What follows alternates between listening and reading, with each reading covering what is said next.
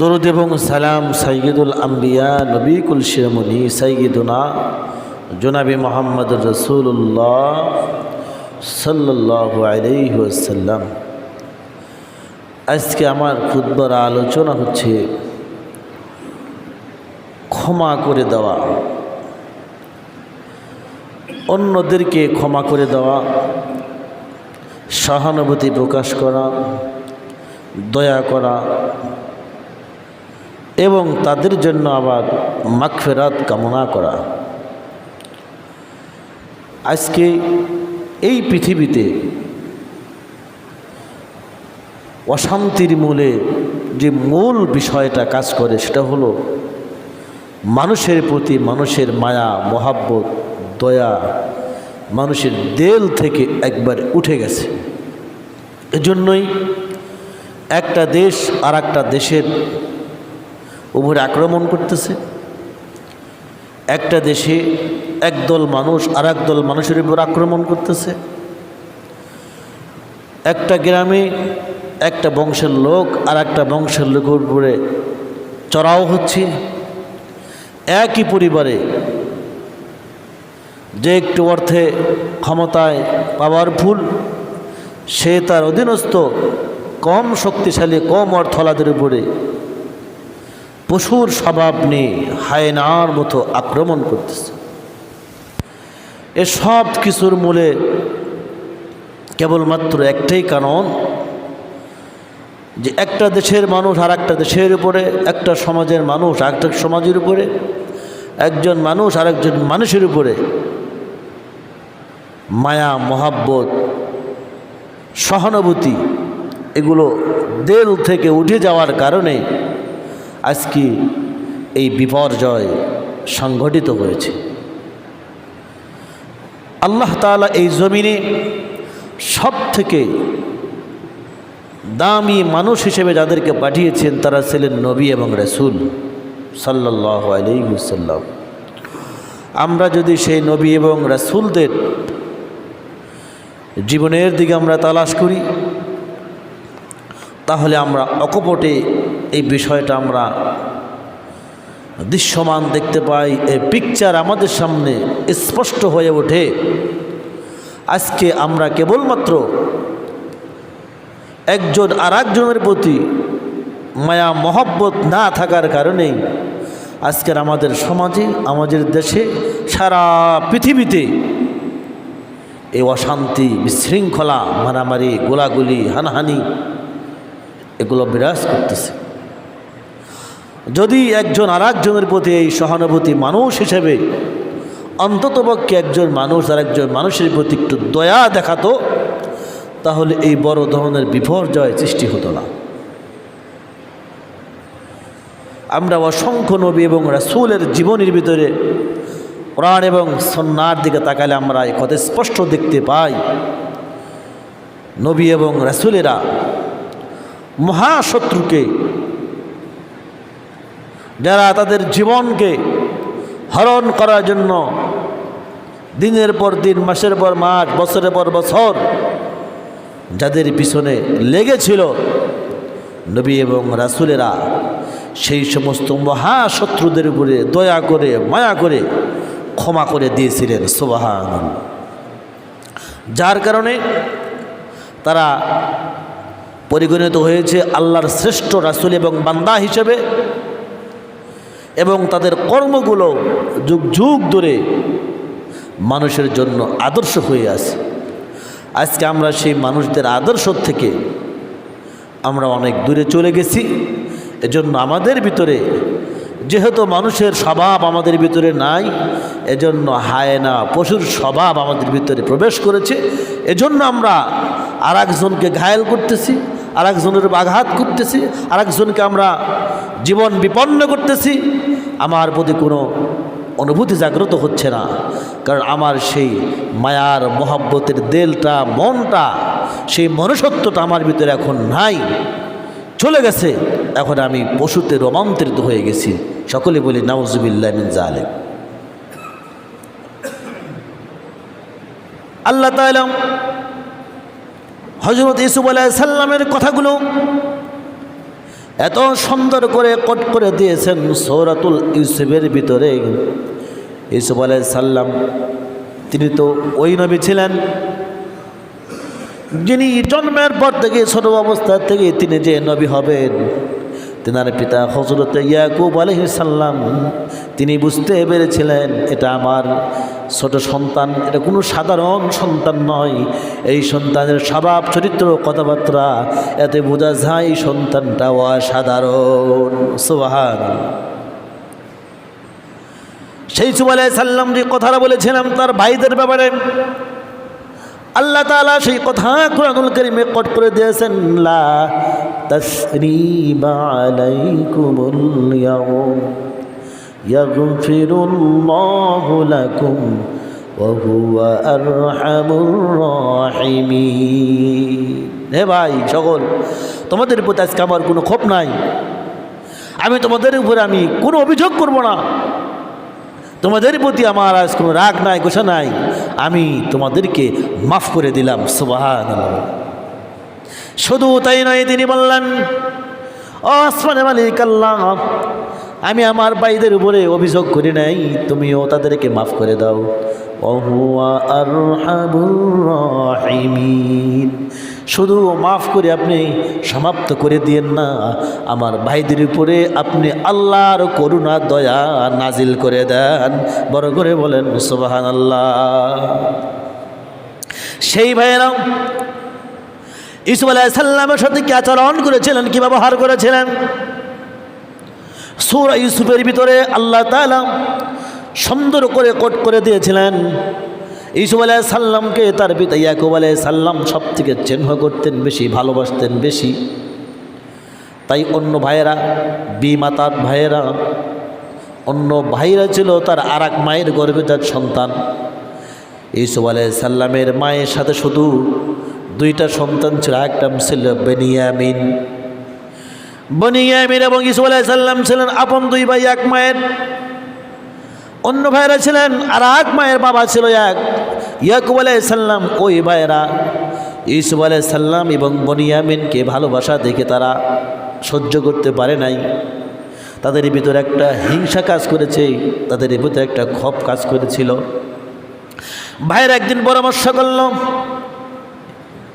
ইউসুফের বাবা যেভাবে ভালোবাসা শুরু করেছে, ইউসুফের জন্য আমরা বাবার ভালোবাসার থেকে মাহরুম হচ্ছি, বঞ্চিত হয়ে যাচ্ছি। যদি ইউসুফ না থাকে তাহলে বাবার ভালোবাসাটা আমরা পেয়ে যাব। তারা সরা পরামর্শ করলেন, তাহলে কী করা যায়? একজন প্রস্তাব দিল, ইউসুফকে দুনিয়ার থেকে সরাইয়া দাও, হত্যা করে ফেলো। ইউসুফ না থাকলেই তো বাবার সেই ভালোবাসাটা আমাদের উপরে চলে আসবে। আর একজন প্রস্তাব দিল, না না না, ইউসুফকে এইভাবে হত্যা করা ঠিক হবে না। অতএব ইউসুফকেই জঙ্গলার ভিতরে কত কুয়া আছে, অন্ধকূপগুলো আছে, একটা কূপের ভিতরে ফালাইয়া দাও। কোনো বণিক লোকেরা যদি পানি উঠাইতে যায় তারা তাকে রক্ষা করে নিয়ে যাবে। ইউসুফও চলে গেল আমাদের কাছ থেকে, বাপের ভালোবাসা আমরা পাবো এবং ইউসুফকেও হত্যা করা হলো না, আপোষেই আমাদের জঞ্জাল মিটে যাবে। অথবা আমরা একজন নবীর সন্তানকে হত্যা করতে পারি না। জোরে বলেন সুবহানাল্লাহ। এই প্রস্তাবটাই গৃহীত হলো।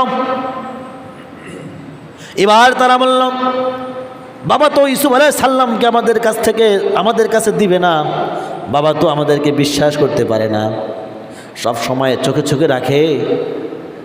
এবার সবাই মিলে ফন্দি ফিকির করলো, যেভাবেই হোক বাবার কাছ থেকে ইউসুফ আলাইহিস সালামকে নিতে হবে। তারা চলে আসলেন, বাবার কাছে আরজ করলেন, বাবা হ্যাঁ, ইউসুফ তো সব সময় আপনার কাছে ঘরে থাকে, তার তো খেলাধুলার দরকার আছে, আমরা কত আনন্দ করি, ফুর্তি করি, ইউসুফকে একদিন আমাদের সাথে দেন না।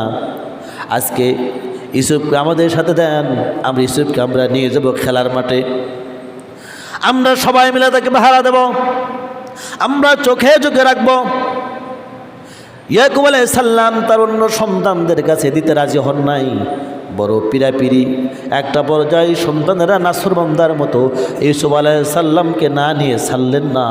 পরিশেষে ইউসুফ আলাইহিস সালামের বাবা ইয়াকুব আলাইহিস সালাম ডাক দিয়ে বললেন, সাবধান, আবার ইউসুফকে যেন নেকড়ে বাগে না খেয়ে নেয়, তোমরা দেখে রেখো। প্রিয় মুসল্লি ভাইয়েরা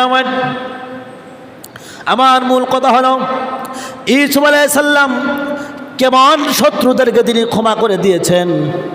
আজকের পৃথিবীতে যদি সেই ক্ষমার আমলটা আমাদের ভিতরে জারি থাকতো, সেই ক্ষমার প্রবণতা থাকতো, সেই ক্ষমার মন আমাদের তৈরি হতো, পরিবার থেকে সমাজ থেকে রাষ্ট্র পর্যন্ত ক্ষমার টেন্ডেন্সি যদি সকলের ভিতরে জাগ্রত হতো, তাহলে এই ভূখণ্ডে একজন আর একজনকে লাশ বানাইতো না। জোরে বলেন ঠিক কিনা?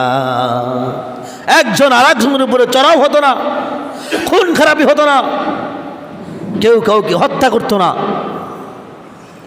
ইউসুফ আলাইহিস সালামের ভাইয়েরা ইউসুফ আলাইহিস সালামকে নিয়ে গেলেন পরিকল্পনা মাফিক। ইউসুফ আলাইহিস সালাম কি বন্ধু একটা কুয়ার ভিতরে ফালাইয়া দিলেন, আর তার গায়ের জামাটা তারা খুলে রাখলেন। একটা বকরি জবাই করে রক্তগুলো ইউসুফ আলাইহিস সালামের জামার ভিতরে লাগাইয়া দিলেন এবং জামাটা ছিঁড়ে ফেললেন। সন্ধ্যার পরে ঈশান নামাজের সময় তারা কাঁদতে কাঁদতে বাবার কাছে চলে আসলেন, অভিনয় করে আসলেন, বাবা হ্যাঁ জানি আপনারা আমাদের কোনো কথা বিশ্বাস করেন না, আমরা সব ভাইরা বকরিকে পানি খাবার জন্য যখন গিয়েছিলাম, ইউসুফকে বসায় রেখেছিলাম, এমন সময় জঙ্গলার ভিতর থেকে একটা বাঘ এসে ইউসুফ আলাইহিস সালামকে ধরে নিয়ে গেছে। আমরা ছাড়ানোর জন্য বড় চেষ্টা করেছি, কিন্তু আমরা ছাড়াইতে পারি নাই। ইয়াকুব আলাইহিস সালাম তিনি বললেন, তোমরা মিথ্যা কথা বলছ, আমি তোমাদের কথা বিশ্বাস করি না, তবে আমি এ বিষয়ে আল্লাহ রব্বুল আলামিনের উপরে আমি সবর করব। জোরে বলেন সুবহানাল্লাহ। প্রিয় ভাইয়েরা আমার, এটা বিশাল ঘটনা, বিভিন্ন সময় আপনারা শুনেছেন। ঘটনা বলা আমার উদ্দেশ্য নয়, মূল সামাইটা উপস্থাপন করে এই কথাটা বলতে যাচ্ছিলাম। ইউসুফ আলাইহিস সালাম এরপরে কুয়া থেকে যখন তিনি চলে গেলেন, মিশরের বাদশাহ আজিজের কাছে তখন তিনি বিক্রি হয়ে গেলেন। মিশরের বাদশাহ আজিজের পরমা সুন্দরী স্ত্রী ইউসুফ আলাইহিস সালাম তো অনেক ঘটনাই ঘটে গেলেন। এরপরে তিনি জেল খাটলেন। এরপরে আল্লাহ রাব্বুল আলামিন ইউসুফ আলাইহিস সালামকে মিশরের রাষ্ট্রপ্রধান বানাইয়া দিলেন। সুবহানাল্লাহ বলে ঘটনা সংক্ষিপ্ত করে দিলাম। ইউসুফ আলাইহিস সালাম আজকে মিশরের রাষ্ট্রপ্রধান। এই দিকে ইউসুফ আলাইহিস সালাম রাষ্ট্রপ্রধান হওয়ার পূর্বেই একটা স্বপ্নের ব্যাখ্যা করেছিলেন, এদেশে দুর্ভিক্ষ দেখা দিবে আশেপাশে, এজন্য তারা অনেক শস্যাদি মজুদ করে রেখেছিলেন। সত্যি মিশরের আশেপাশে অনেকগুলো দেশে দুর্ভিক্ষ দেখা দিল। ওই দেশের লোকেরা মিশরে যখন তারা বিভিন্ন পণ্যাদি ক্রয় করার জন্য আসলেন, সে সময় ইয়াকুব আলাইহিস সালামের ওই সন্তানেরা যারা ইউসুফ আলাইহিস সালামকে হত্যার পরিকল্পনা করে এরপরে অন্ধ কুয়ার ভিতরে যারা ফেলে দিয়েছিল, ওই সন্তানেরাও আজকে মিশরে ইউসুফ আলাইহিস সালামের দরবার থেকে মাল ক্রয় করার জন্য, খাদ্য সামগ্রী ক্রয় করার জন্য লাইনে দাঁড়ায় আছে। জোরে বলেন সুবহানাল্লাহ। আর ইয়াকুব আলাইহিস সালাম তখন বসবাস করতেন আজকের ফিলিস্তিনিতে। এই ফিলিস্তিন মসজিদুল আকসা আজকে যে বিপন্ন হওয়ার উপক্রম হয়েছে, ইহুদিরা যুগ যুগ ধরে তারা এই ফিলিস্তিনের উপরে তারা চোখ পেতে আছে, আমাদের ফিলিস্তিনি মুসলমানদেরকে কষ্ট দিতেছিলেন। ইয়াকুব আলাইহিস সালাম এবং তার সন্তানেরা সেই ফিলিস্তিনিতে বসবাস করতেন। দুর্ভিক্ষ দেখা দিয়েছিলেন সেই ফিলিস্তিনিতে। সুদূর ফিলিস্তিন থেকে মিশর যখন তারা চলে গেলেন, লাইনে দাঁড়ায় গেলেন, ইউসুফ আলাইহিস সালাম বহিরাগত লোকদেরকে মাল সামানা দিচ্ছেন টাকার বিনিময়ে। তিনি দেখতে পেলেন তার সেই বিমাতা ভাইরা যারা তাকে হত্যা করার জন্য, জীবন শেষ করার জন্য তাকে কুয়ার ভিতরে ফেলে দিয়েছিলেন, আজকে সেই ভাইরা ক্ষুধার তাড়নায় সহ্য হতে না পেরে আজকে তার দরবারে খাবার করার জন্য লাইনে দাঁড়ায় গেছে। সুবহানাল্লাহ। ইউসুফ আলাইহিস সালাম তখন আল্লাহ তাআলা দরবারের শুকর আদায় করতেছিলেন। ওহে মনিব, তুমি তো সব ক্ষমতার মালিক, তুমি সামান্য একজন ইউসুফকে যে তার জীবনটাই বিপন্ন হয়ে গিয়েছিল, বাঁচার কথা নয়, অন্ধকার ভিতর থেকে তুমি আল্লাহ তোমার পদ্ধতি দ্বারা উঠায়া আজকে তুমি সেই ইউসুফকে মিশরের সিংহাসনে বসায়া দিছ। সুবহানাল্লাহ, সুবহানাল্লাহিল আযীম। আল্লাহ তাআলার এই ক্ষমতা আছে না নাই? আল্লাহ তাআলা দেখিয়েছেন। সাদ্দাত, ইতিহাস সাক্ষ্য দেয়, সাদ্দাতের মা একটা বোট করে যাচ্ছিলেন সমুদ্রের ভিতরে, সেই সমুদ্রে তুফান এসে সেই বোটটা ভেঙে চুরমার হয়ে গেল। একটা কাষ্ঠখণ্ডের উপরে সাদ্দাতের মা অবস্থান করতেছিলেন, আর সাদ্দাত তার মায়ের গর্ভে ছিলেন। আল্লাহ রাব্বুল আলামিন অপার কৃপায় সাদ্দাতের মা সেই কাষ্ঠখণ্ডের উপরেই সাদ্দাতকে প্রসব করেছিলেন সমুদ্রের ভিতরে। সুবহানাল্লাহ। আল্লাহ তাআলা সাদ্দাতকে এই জায়গাতে যখন কিনারায় নিয়ে আসলেন, এর মাঝখানে আজরাইল আলাইহিস সালামকে আল্লাহ তাআলা পাঠিয়ে দিলেন, আজরাইল তাড়াতাড়ি করে যাও, সমুদ্রের ভিতরে একটা কাষ্ঠখণ্ডের উপরে একজন মা তার সন্তানকে প্রসব করেছে, ওই মায়ের হায়াত শেষ হয়ে গেছে, ওই মা আর দুনিয়ায় থাকতে পারবে না। ওই সন্তানকে কাষ্ঠের উপরে রাখিয়া মার জানটাকে কবজ করে নিয়ে চলে আসো। জোরে বলেন সুবহানাল্লাহ। আজরাইল যখন তিনি চলে আসলেন, মুফাসসিরগণ লিখেছেন আজরাইলের 2টা দিন 2জন মানুষের জান কবজ করতে গিয়ে মায়া লেগেছিল। তার ভিতরে এই সাদ্দাতের মার জান যখন তিনি কবজ করতেছিলেন, এমন সময়ে তিনি আল্লাহ দরবারে আরজ করতেছিলেন, হে মনিব, এই সমুদ্রের ভিতরে এখানে কেউ নাই, এক তো সমুদ্র, এখানে কেউ নাই, বাড়ি নাই, ঘর নাই, কিছু নাই। এই সমুদ্রের ভিতরে মা তার সন্তানকে আলগে কাঠের উপরে বাসমান, এখান থেকে মাকে যদি আমি জান কবজ করে নিয়ে যাই, এই সন্তানের কি হবে? আমার তো মায়া লাগে। জোরে বলেন সুবহানাল্লাহ। আল্লাহ তাআলা বললেন, ইন্নামা আমরুহু ইযা আরাদা শাইআন আইয়াকুলা লাহু কুন ফায়াকুন। সুবহানাল্লাহ বলেন, ওরে আজরাইল, আমি কোন বললে ফায়াকুন সঙ্গে সঙ্গে হয়ে যায়। আমি তোমাকে বলছি তার মার জানটা কবজ করে নাও, এখানে প্রশ্ন করার সুযোগ নাই, বাকিটা আমার ফায়াকুন করবে। জোরে বলেন সুবহানাল্লাহ। প্রিয় মুসল্লি ভাইরা আমার, সাদ্দাতের মায়ের জানটা কবজ হয়ে গেল। সাদ্দাত কাষ্ঠের উপরে ছিলেন, কাঠটা আস্তে যখন নদীর কিনারে চলে আসলেন, সমুদ্রের পাড়ে যখন চলে আসলেন, সমুদ্রের ঢেউগুলো লাগতে লাগতে ফেনা হয়ে গেছে, ফেনা গরম। আজকের বিজ্ঞানরা বলে ওই সন্তানটা সমুদ্রের ভিতরে কি করে বাঁচলো বরফের ভিতরে। আজকের বিজ্ঞানিক কথা সাক্ষ্য দেয়, সাদ্দাত আসলে এমনি এমনি বাঁচে নাই। একজন ছোট্ট দুধের শিশুর যে সমস্ত উষ্ণ গরম দরকার, যতটুকু গরম দরকার, যতটুকু তাপমাত্রা দরকার, এতটুকু তাপমাত্রা সমুদ্রের ফেনাগুলো যখন কিনারে যায়, এর ভিতরে অত তাপমাত্রা পাওয়া যায়। সুবহানাল্লাহ। সাদ্দাতকে নিয়ে কার যখন নদীর সমুদ্রের কিনারে চলে আসতেছিলেন, ওই শিশু বাচ্চা তো ক্ষুধার যন্ত্রণায় কাতরাচ্ছিলেন, তার খাবারের প্রয়োজন। ইতিহাস সাক্ষ্য দেয়, জঙ্গলার ভিতরে বাঘ, তার দুধের একটা বাচ্চা ছিল, তিনি মারা যায়। তার দুধের এই যন্ত্রণা সহ্য করতে না পেরে সেই বাঘটাও এই উষ্ণ গরমের ভিতরে তার ওলানটা, তার স্তনটা এনে রাখলে একটু আরাম লাগে, এজন্য বাঘটা প্রতিদিন চলে আসতো। জোরে বলেন সুবহানাল্লাহ। ঠিক সাদ্দাত যেই জায়গায় কাঠের উপরে যখন আছে, এই জায়গায় সাদ্দাতের মুখ বরাবর সেই বাঘিনীটা তার স্তনটা এনে যখন হাজির করলেন উষ্ণকরণের জন্য, সাদ্দাতের মুখ বরাবর আমার আল্লাহ রাব্বুল আলামিন বাঘিনীর স্তনটা লাগাইয়া দিলেন। জোরে বলেন সুবহানাল্লাহ। এইরকম করে কয়েকদিন খাওয়ালেন, এরপরে বণিকেরা উঠে নিলেন। এরপরে সেই সাদ্দাতকে আল্লাহ রাব্বুল আলামিন পৃথিবীর বাদশা বানাইয়া দিলেন।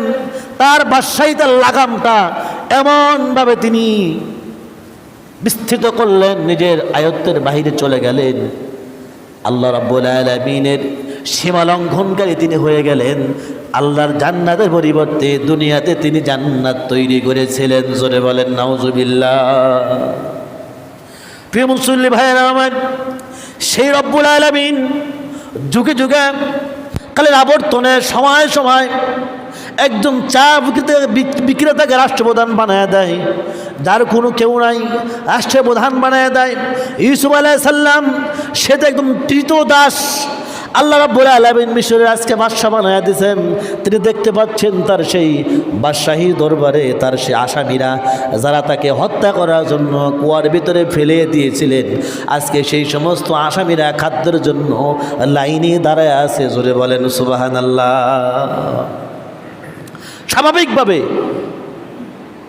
স্বাভাবিকভাবে আমাদের যে মগজ, আমাদের যে টেন্ডেন্সি, আমাদের চিন্তা চেতনা, আমরা যে প্রকৃতি গড়ে উঠেছি, আমরা কি আসামিদেরকে ছেড়ে দিতাম? আমরা আসামি ছেড়ে দিতাম না। কিন্তু না, নবী এবং রাসূলদের আদর্শ হচ্ছে এই, তারা মহাশত্রুদেরকে ক্ষমা করে দেন। সুবহানাল্লাহ। এবং তাদের জন্য আল্লাহ তাআলা দরবারে মাগফিরাত কামনা করেন, ক্ষমা প্রার্থনা করেন এবং আল্লাহ দরবারে তাদের জন্য রহমতের জন্য দোয়া করেন। সুবহানাল্লাহ। এই জন্যই আল্লাহ তাআলা বলেছেন, লাকাদ কানা লাকুম ফি রাসূলিল্লাহি উসওয়াতুন হাসানা।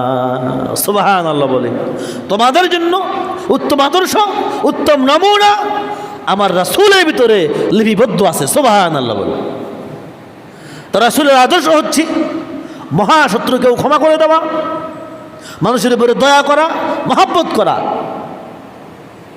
সেই আদর্শ থেকে যারা দূরে চলে আসে তাদের স্বভাব কি? এর বিপরীত।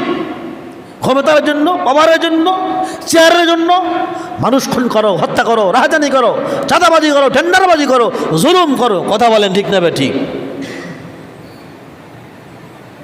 আল্লাহ তাআলা এজন্যই কোরআন ইউসুফ আলাইহিস সালামে সে কথাটা কোট করে দিয়েছেন, লা তাসরিবা আলাইকুমুল ইয়াওম ইয়াগফিরুল্লাহু লাকুম ওয়া হুয়া আরহামুর রাহিমিন। সুবহানাল্লাহ বলে, আল্লাহ এই যে আমার ভাইরা আমার সামনে আছে, তারা আমাকে চিনতে পারে নাই, আমি চিনতে পেরেছি। তারা তো সে সমস্ত লোক যারা আমাকে হত্যা করার জন্য অন্ধকার ভিতরে ফেলে দিয়েছিল।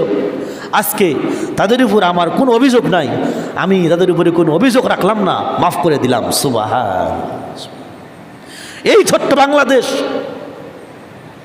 ৭১ স্বাধীনের পর থেকে আজ পর্যন্ত যারা যখন যে অবস্থায় ক্ষমতায় গিয়েছে, তারা যদি অন্যদের প্রতি সহানুভূতি দেখাতো, ভালোবাসা দেখাতো, তাহলে আজকের এই ছোট্ট দেশটা সোনার দেশেই রূপান্তরিত হতো। কথা বলেন ঠিক না ঠিক? কিন্তু হয় নাই। যে বা যারা যখনই চেয়ারে বসেছে তখনই তারা অন্যদের উপরে ন্যায়ভাবে নয়, অন্যায়ভাবে জুলুম, অত্যাচার, চাঁদাবাজি, রাহাজানি, ছিনতাই, জবরদখল করে নিজেদেরকে শুধু বড় করার চেষ্টা করেছে। কথা বলেন ঠিক না ঠিক? এখান থেকে যতদিন পর্যন্ত বেরিয়ে না আসবে, একজন আর একজনের যতদিন পর্যন্ত সহানুভূতি না দেখাবে, দয়া না দেখাবে, মহব্বত না দেখাবে, ইনসাফ ভিত্তিক আচরণ না করবে, ততদিন পর্যন্ত আপনার পরিবারে, আপনার সমাজে, আপনার রাষ্ট্রে, পৃথিবীর কোথাও শান্তি বিরাজ করবে না। ইউসুফ আলাইহিস সালাম ভাইদেরকে খাবার দিয়ে দিলেন। তিনি তার কর্মচারীদের বললেন, ওই যে ফিলিস্তিন থেকে লোকগুলো এসেছেন, এরা যে টাকাগুলো দিয়েছিল, পয়সা দিয়েছিল খাবার ক্রয় করার জন্য, এই পয়সাগুলো তাদের বস্তার ভিতরে আবার ঢুকাইয়া দিও, যাতে তারা পরবর্তীতে আবার খাবার ক্রয় করার জন্য আসতে পারে। কারণ এই সন্তানগুলো আমার পিতার ঔরজ্জার সন্তান। আমি জানি আমার বাবা বড় কষ্টে আছে, একটু উপকার হলেও হবে। এইভাবে যখন তিনি ইউসুফ আলাইহিস সালাম তার ভাইদেরকে খাবার দিয়ে দিলেন। খাবার দেওয়ার পরে তিনি কথা বললেন যে তোমরা যে দুইজন ব্যক্তির নামে খাবার ক্রয় করেছো, একজন হলো বনিয়ামিন, একজন ইয়াকুব আলাইহিস সালাম, তোমরা যদি পরবর্তীতে এই দুইজন লোককে না নিয়ে আসো তোমরা কিন্তু খাবার আর পাইবা না, তোমাদের কাছে খাবার বিক্রয় করা হবে না। প্রিয় মুসল্লি ভাইরা আমার, তারা বললেন হ্যাঁ অবশ্যই নিয়ে আসবো। বাড়িতে চলে গেলেন। যাওয়ার পরে যখন খাবারগুলো যখন তারা খুললেন, বস্তাগুলো খুলে দেখলেন শুধু তার খাবারই দেওয়া হয়নি, তারা যে পয়সাগুলো দিয়েছিলেন সেই পয়সাগুলো বস্তার ভিতরে রিটার্ন দেওয়া হয়েছে। সুবহানাল্লাহ। তারা মহা খুশি হয়ে গেলেন। বাবার কাছে বললেন, বাবা হ্যাঁ মিশরের বাচ্চা বড় দয়ালু বাচ্চা, আমাদের তো খাবার তিনি দিয়েছেন, আবার খাবারের ভিতরে আমাদের পয়সাগুলো ফেরত দিয়েছেন। তবে মিশরের বাচ্চা একটা কথা বলেছেন, সেটা হলো তারা তো আপনার নামে এবং আমাদের ছোট ভাই বনিয়ামিনের নামে ইউসুফকে বাগে খাওয়ার পরে আপনি বনিয়ামিনকে চোখে চোখে রাখেন, ছেড়ে দেন না, আমাদের কাছে দেন না, আমাদের আসতে দেন না, বসতে দেন না। বাদশাহ বলেছেন যদি আমরা আপনাকে এবং বনিয়ামিনকে সঙ্গে করে না নেই তারা কিন্তু আপনাদের খাবার দিবে না। অতএব পরবর্তী যাওয়ার সময় আমরা কিন্তু বনিয়ামিনকে ছাড়া আপনাকে ছাড়া যাব না। কিন্তু ইয়াকুব আলাইহিস সালাম বার্ধক্যে শেষ প্রান্তে উপনীত হওয়ার কারণে তিনি যাইতে পারেন নাই, কিন্তু তার অন্য 10 ভাইয়েরা বনিয়ামিনকে ছাড়ে নাই, বনিয়ামিনকে সাথে করে নিয়ে গেছে। ইউসুফ আলাইহিস সালাম বনিয়ামিনকে দেখে চোখ থেকে টপ টপ করে বললেন, তার তো মায়ের একই মায়ের ছোট ভাই, একই মায়ের সন্তান তারা। বনিয়ামিনকে দেখে তিনি তার বাবার চেহারার ভিতরে তার ফুটে উঠেছেন, চোখ দিয়ে মানে টপ টপ করে বললেন। তিনি তার কাজের লোকদের বললেন, বনিয়ামিন যেই বস্তা আছে বস্তার ভিতরে একটা বাটি দিয়ে দিও। তিনি কৌশল অবলম্বন করলেন। ইউসুফ আলাইহিস সালাম তাদের খাবার যখন দিলেন, তারা ঘর থেকে যখন বাইরে হতে শুরু করলেন, এইবার তারা এই কথা প্রকাশ করে দিলেন যে কি চাও? রাজ দরবারে একটা বাটি হারিয়ে গিয়েছে, কার ভিতরে কার কাছে আছে? তল্লাশি শুরু হয়ে গেল। ফিলিস্তিন থেকে ইয়াকুব আলাইহিস সালামের যেই সন্তানরা এসেছিল সেই সন্তানদের সকলের ব্যাগগুলা তালাশ করলো, বস্তাগুলা খুঁজলো, দেখা গেল বনিয়ামিনের ব্যাগের ভিতরে সেই বাটি পাওয়া গেল। জোরে বলেন সুবহানাল্লাহ। তখনকার মিশরের সময়টা ছিল এই যে মিশরের বাচ্চারা কোনো চোর ধরা পড়লে তাকে আটকে রাখতো, তাকে ছেড়ে দেওয়া হতো না। ইউসুফ আলাইহিস সালাম ঠিক তার ভাই বনিয়ামিনকে রাজ দরবারে রেখে দিলেন না তাদের সঙ্গে। তখন সেই তার ভাইয়েরা কি বলতেছিলেন? তিনি বললেন যে হ্যাঁ বনিয়ামিন একজন চোর, শুধু সে একাই চোর নয়, তার একটা ভাই ছিল, সেও ছিল চোর। জোরে বলেন নাউজুবিল্লাহ। বলে শুধুই বনিয়ামিনই চোর না, তার একই ভাই আর একটা সন্তান ছিল, সেও চোর ছিল। তার কথা বলতেছেন যে তাদেরকে খাবার দিলেন ইউসুফ আলাইহিস সালাম মিশরের বাচ্চার সামনে বসে তারা কথা বলতেছিলেন, কিন্তু আসলে তারা চিনতে পারছিলেন না। ইউসুফ আলাইহিস সালাম তিনি তার পরিচয় আর গোপন করলেন না। বনিয়ামিনকে কানে কানে বললেন যে আমি তোমার ভাই ইউসুফ আলাইহিস সালাম, যেই তোমার ভাই হারিয়ে গিয়েছিল ইউসুফ, সেই ভাইটা এখন মারা যায় নাই, আগে বলো আমার বাবা কেমন আছে? বনিয়ামিন ডাক দিয়ে বললেন, ভাই ইউসুফ, তুমি হারিয়ে যাওয়ার পরে বাবা আমাকে তো একটা পলক চোখের আড়াল করে নাই। তোমার বিরহে আমার বাবা কাঁদতে কাঁদতে 2টা চোখ অন্ধ হয়ে গেছে।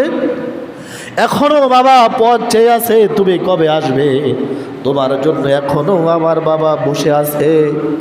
ইউসুফ আলাইহিস সালাম নিজেকে কন্ট্রোল করতে পারলেন না। তিনি তার গায়ের জুব্বা দিয়ে ভাইদেরকে বললেন, তোমরা চলে যাও, এই জুব্বাটা আমার বাবাকে উপহার দিবা, আমার বাবার চোখের সঙ্গে জুব্বাটা মিলে ধরবা। আমার বাবার চোখের সামনে জুব্বাটা মেলে ধরলে আমার বাবার দৃষ্টিশক্তি আল্লাহ তাআলা আবার ফিরে দেবে। জোরে বলেন সুবহানাল্লাহ। 10টা ভাই যখন চলে গেলেন খাবার নিয়ে, ইয়াকুব আলাইহিস সালাম বহু দূর থেকেই বলতেছিলেন, আমি তো আজকে আমার ইউসুফের ঘ্রাণ পাচ্ছি, আমার ইউসুফ মারা যায় নাই, আমার ইউসুফ অবশ্যই আমার কাছে আল্লাহ তাআলা ফিরিয়ে দিবে। জোরে জোরে বলেন সুবহানাল্লাহ। সন্তানরা চলে আসলেন, ইয়াকুব আলাইহিস সালাম বললেন, কি ব্যাপার, আমার ইউসুফ তো মরে নাই, তোমরা তো মিথ্যা কথা বলেছিলা। সবগুলো সন্তান বাবার কাছে মাথা নত করে বললেন, বাবা হে, আমরা আপনার সন্তান ইউসুফ আলাইহিস সালামকে খুঁজে পেয়েছি। ইউসুফ আলাইহিস সালাম তার গায়ের জামা খুলে আপনাকে উপহার দিয়েছেন। যখন জামাটা দিয়ে ইয়াকুব আলাইহিস সালামের চোখের সঙ্গে যখন মোছা দিলেন, ইয়াকুব আলাইহিস সালামের চোখটা আল্লাহ পাক আবার দৃষ্টিশক্তি ফিরিয়ে দিলেন। জোরে বলেন সুবহানাল্লাহ। ইয়াকুব আলাইহিস সালাম জানতে চাইলেন, তোমাদের সাথে আমার ইউসুফ কি আচরণ করেছে? তখন তার আয়াতটা তেলাওয়াত করে শুনিয়ে দিলেন, লা তাসরিবা আলাইকুমুল ইয়াউম ইয়াগফিরুল্লাহু লাকুম ওয়া হুয়া আরহামুর রাহিমিন। হে বাবা, আমার ভাই আমাদের সাথে আজকে যে আচরণ করেছেন, আমাদের ভুল ভেঙে গেছে, আমরা চরম অপরাধী। আপনি যে শাস্তি দেন, আমার ভাই যে শাস্তি দেয়, আমরা সেই শাস্তির উপযোগী। আমরা সে কথা বলেছি যে ভাই তোমার কাছে আমরা অপরাধী, তোমরা যে শাস্তি দাও আমরা সে শাস্তি মানতে রাজি। কিন্তু আপনার এই উত্তম সন্তান যে কথা বলেছেন, লা তাসরিবা আলাইকুমুল ইয়াউম, হে আমার ভাইয়েরা, ওদের মধ্যে আমার কোনো ক্ষোভ নাই, আমি সব অপরাধ মাফ করে দিছি। সুবহানাল্লাহ। এটা হলো নবী এবং রাসূলের চরিত্র। আমরা সেই রাসূলের উম্মত দাবি করি, সেই নবীদের ওয়ারিস আমরা দাবি করি, দলভুক্ত দলের লোক, তাদের পতাকা দলের মানুষ আমরা দাবি করি। আজকের পৃথিবীতে যদি আমরা নবীদের সেই ক্ষমার একটা উদাহরণ যদি আমাদের জীবনে বাস্তবায়ন করতে পারতাম, সেই ক্ষমার উত্তম দৃষ্টান্ত আমার ব্যক্তি জীবনে, পরিবার জীবনে, সামাজিক জীবনে, রাষ্ট্র জীবনে প্রতিষ্ঠা করতে পারতাম, আল্লাহর কসম করে বলি, শুধু বাংলাদেশ নয়, পৃথিবীর কোথাও অশান্তি থাকতো না। কথা বলেন ঠিক কিনা? আজকে যত সন্ত্রাস, যত মারামারি, চাঁদাবাজি, তো কোনাকুনি, কেবলমাত্র একটা কারণে, আমি তাকে ধরবো, আমি তাকে মারবো, অর্থাৎ সে একটা পশু হয়ে গেছে, সে আর মানুষ নাই। কথা বলেন ঠিক কিনা? গতকালকে দেখলাম ঢাকার একটা জায়গায় মত বিনিময় সভায় পুলিশ ইন্সপেক্টর সহ অন্যান্য প্রশাসনের লোকরা মানুষের মত বিনিময় নিচ্ছে, ওপেন মত বিনিময়। এই এলাকায়, এই সমাজে কী অবস্থা আছে, এইগুলো মত প্রকাশ করতেছে। একজন লোক দাঁড়ায় বলতেছেন যে এই বাজারে, কৃষি বাজারে চাঁদাবাজি হচ্ছে, যারা চাঁদাবাজ তারা সেই লোকটার উপরে চড়াও হয়েছে। কথা বলেন ঠিক না? ঠিক। ইউটিউব, ফেসবুক ভাইরাল হয়েছে সেই কথাটা। এতদিন পর্যন্ত আমরা যে সন্তান চাঁদাবাজের বিরুদ্ধে লড়াই করলাম, আবারও যদি সেই চাঁদাবাজরা যদি আবার রাষ্ট্র ক্ষমতায় আসে, আমরা কি শান্তিতে থাকতে পারবো? জোরে বলেন। চাঁদাবাজি এখন বন্ধ হয়েছে, মানুষের উপরে মারামারি বন্ধ হয়েছে। আমরা ৩৬শে জুলাই, ৫ আগস্টের পরে আপনারা পত্রিকা খুলে দেখেন, বর্তমানে ৯০ চাঁদাবাজরা তাদের দলের লোকদেরকে, অসংখ্য লোকদেরকে হত্যা করেছে, নিজেরা নিজেরা খুনাখুনি করেছে। অথবা শুন, এই সমস্ত চাঁদাবাজদের আমরা বয়কট করি, আমরা তাদেরকে গ্রহণ করি যারা মানুষদেরকে ক্ষমা করতে জানে। নবী এবং রাসূলদের এই আদর্শ যাদের ভিতরে আছে, শক্তি আছে, সামর্থ্য আছে, এরপরও ক্ষমা করে দেয়, এদের আদর্শের ভিতরে আমাদের যেতে হবে। কথা বলেন ঠিক কিনা? এই আদর্শ ছাড়া সমাজে, দেশে, পরিবারে কোথাও শান্তি প্রতিষ্ঠা করা সম্ভব হবে? আল্লাহ তাআলা আমাদের সকলকে, সবাইকে এই একটা গুণ, ক্ষমার যে অলৌকিক একটা শক্তি আছে, এই গুণটা আমাদের সবাইকে যেন আল্লাহ তাআলা অর্জন করার তৌফিক দান করে। সকলে বলি আমিন, আরও বড় করে বলি আমিন। আসসালামু আলাইকুম ওয়া রাহমাতুল্লাহি ওয়া বারাকাতুহু। যাদের সুন্নাত বাকি তারা সুন্নাত।